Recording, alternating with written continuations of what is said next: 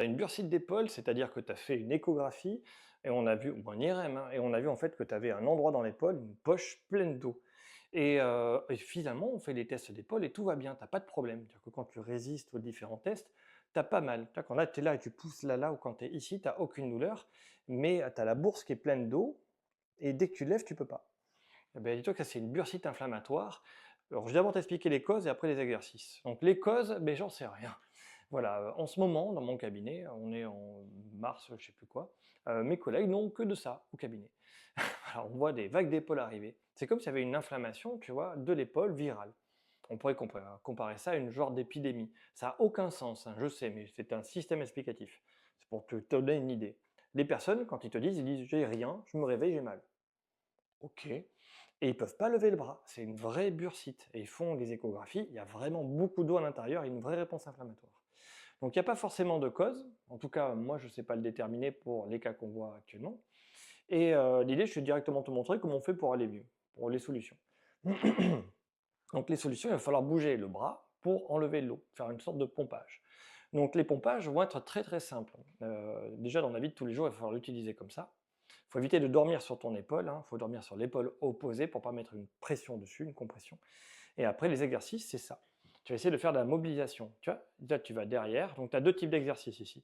Tu as le fait d'aller derrière, tu vois, je décolle, décoller comme ça, et tu as le fait d'aller loin ici. Et comme c'est du pompage, il va falloir alterner. C'est-à-dire, je mets la pression, je monte haut, je relâche. Je vais faire des répétitions de montée haut. Et après, je fais des répétitions de je pousse. Et je reviens. Alors là, tu vois, moi, je vais bien, j'ai aucun problème. Dis-toi que toi, ce sera très difficile. Ça se trouve, tu vas juste bloquer ici au début, avant de commencer à pouvoir aller derrière. Mais ce pompage va être très utile en rotation interne. Maintenant, je te montre le pompage en rotation externe qui sera beaucoup plus dur, mais qu'il faut quand même faire. Tu vois, tu peux t'aider en te soutenant ici, là, et tu vas aller vers l'extérieur et tu reviens.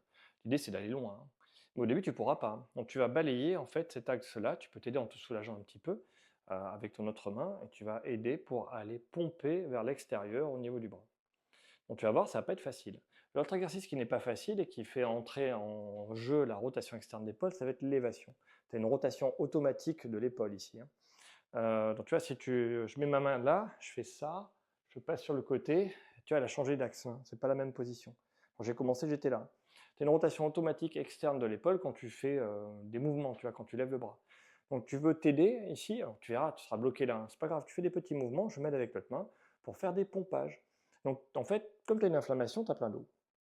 Et la contrainte mécanique sur ta capsule articulaire, c'est l'espèce de poche qui enchasse l'épaule, va permettre de faire un drainage et d'enlever une partie de l'eau. Il va falloir faire des répétitions de mouvements. Tac, tac, tac. Et c'est ces répétitions de mouvements qui vont te permettre d'aller mieux. Alors le défaut de tout ça, c'est que comme il y a une inflammation, il y a quelque chose qui est cassé et le corps est en train de réparer.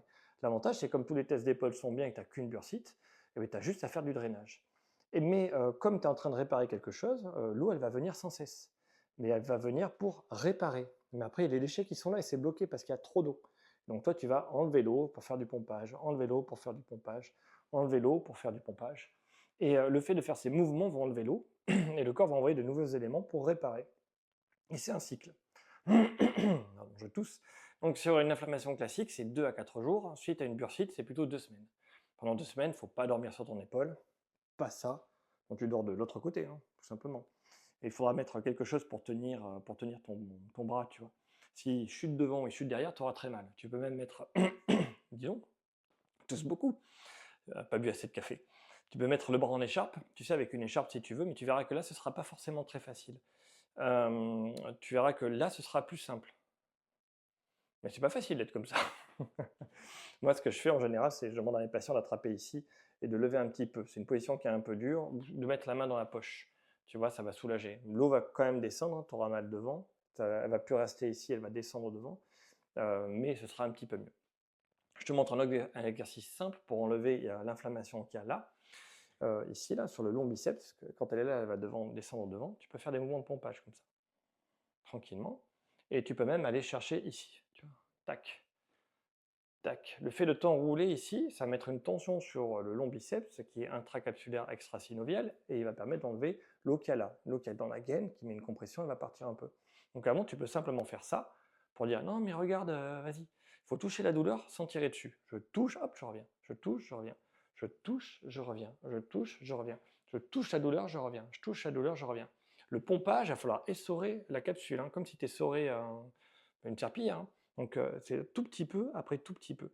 Tout petit peu après tout petit peu. Et à la fin, tu auras plus d'eau, ça va aller mieux. Mais n'oublie pas que ce mécanisme de régénération, l'eau va revenir pour nettoyer avec des éléments pour nettoyer. Et après, ils seront bloqués, tu l'enlèves et tu recommences.